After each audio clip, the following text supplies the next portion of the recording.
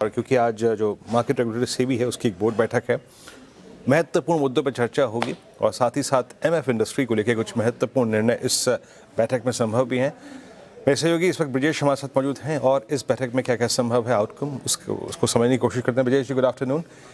क्या क्या किन किन मुद्दों पर विचार, क्या क्या निर्णय संभव है ब्रजेश जी इस बैठक में? बिल्कुल, कल जो सेबी बोर्ड की बैठक होने वाली है उसमें अगर देखें तो सबसे ज्यादा जिस इशू के पर लोगों की नजर है वो है कि म्यूचुअल फंड का जो सेबी ने कॉम्प्रहेंसिव रिव्यू करने का प्लान बनाया है, उसमें जो ब्रोकरेज को लेकर है या टीईआर में जिस तरह से कमी की बात कही गई है, तो ये जो है सबसे बड़ा मुद्दा होगा। इस पर जो है सब लोगों की नजर है। तो एक ये प्रस्ताव है जिस पर कल चर्चा होगी। ऐसा समझा जा रहा है कि जो भी फीडबैक इंडस्ट्री की तरफ से आया होगा उसको लेने के बाद वो सारी बातें बोर्ड के सामने रखी जाएंगी और उसके बाद जो है इस पर बोर्ड का जो फैसला होगा वो फिर हमें कल शाम तक पता चलेगा।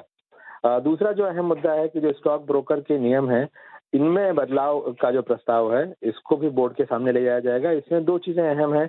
एक तो ये है कि एल्गो ट्रेडिंग की जो डेफिनेशन है वो अब तक रेगुलेशन में नहीं थी, तो इसको रेगुलेशन में लाया जाएगा। साथ ही जो प्रोप्राइटरी ट्रेडिंग है इसकी परिभाषा को भी और साफ किया जाएगा।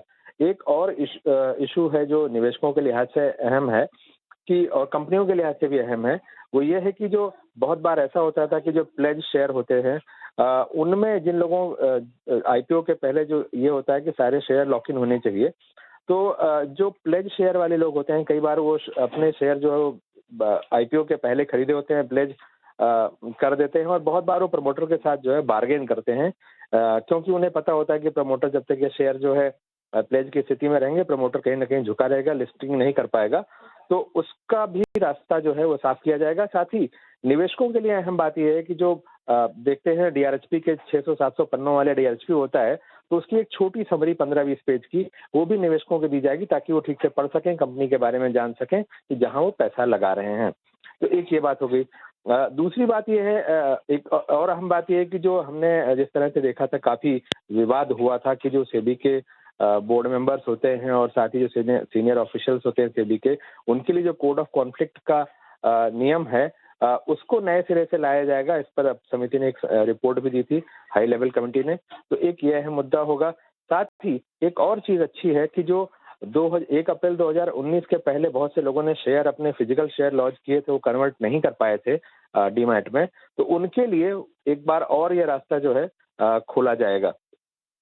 तो ये है। इसके अलावा क्रेडिट रेटिंग एजेंसीज के लिए एक अहम चीज है कि इनके लिए अभी जैसे ये है कि जो सेबी के रेगुलेशन के दायरे के बाहर जो जाकर काम करते हैं वो बहुत बार, तो उसकी राह को और आसान किया जाएगा। उनको एक डिस्क्लोजर देना होगा कि ये जो सर्विस हम दे रहे हैं या जो हम ऑफरिंग दे रहे हैं ये सेबी के अधीन नहीं है।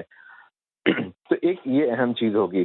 तो ये कुल मिलाकर है। इसके अलावा डेट सिक्योरिटीज पर इंसेंटिव देने का जो प्रस्ताव है वो भी एक निवेशकों के लिए देखा जाए तो ठीक रहेगा, क्योंकि जिस तरह से आईपीओ में डिस्काउंट मिलता है उसी तरह से डेट के इशुएंसेस में भी डिस्काउंट की बात है। साथ ही हाई लेवल जो ये डेट एंटिटी की परिभाषा है इसको भी बदलने पर बोर्ड फैसला ले सकता है।